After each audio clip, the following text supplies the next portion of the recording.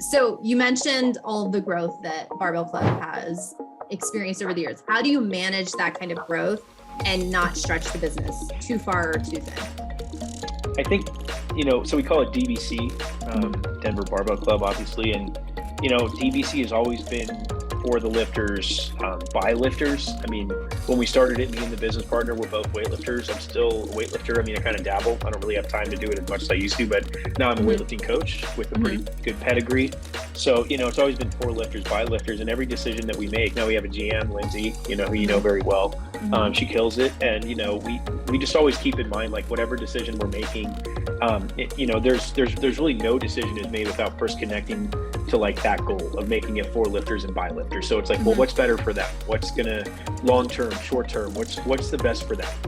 That's really all it's about. And I mean, there's things I want to do. Like there's other things I want to do with the gym. There's directions I want to take it. But we always come back to the central idea of like, okay, how is this going to help these people? And anybody else who comes in and wants to be a weightlifter or powerlifter. So powerlifting is a great example. We expanded into powerlifting. There's been some drama in the powerlifting world within Denver. And we're like, hey, it wasn't so much that it was an opportunity, but it's more like, wait a second, what if people get sick? Like, what if our members get sick of weightlifting for a minute? It happens, and they want to do something else strength related. Well, let's make the investment in powerlifting equipment and powerlifting coaching and powerlifting programming. And let's see what we can do with that. So it's ultimately always about just making this place better for lifters. And you haven't been there in a while, but the community that this place has become is like, there's another gym it's in California, it's in the Bay Area. It's kind of like, it's always been like to me, it's a gold standard of community and like, environment and vibe and stuff like that.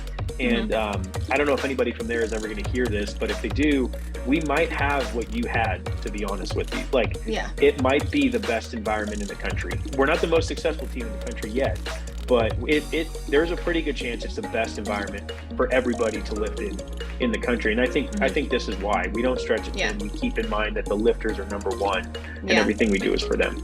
Yeah. So very, very client focused.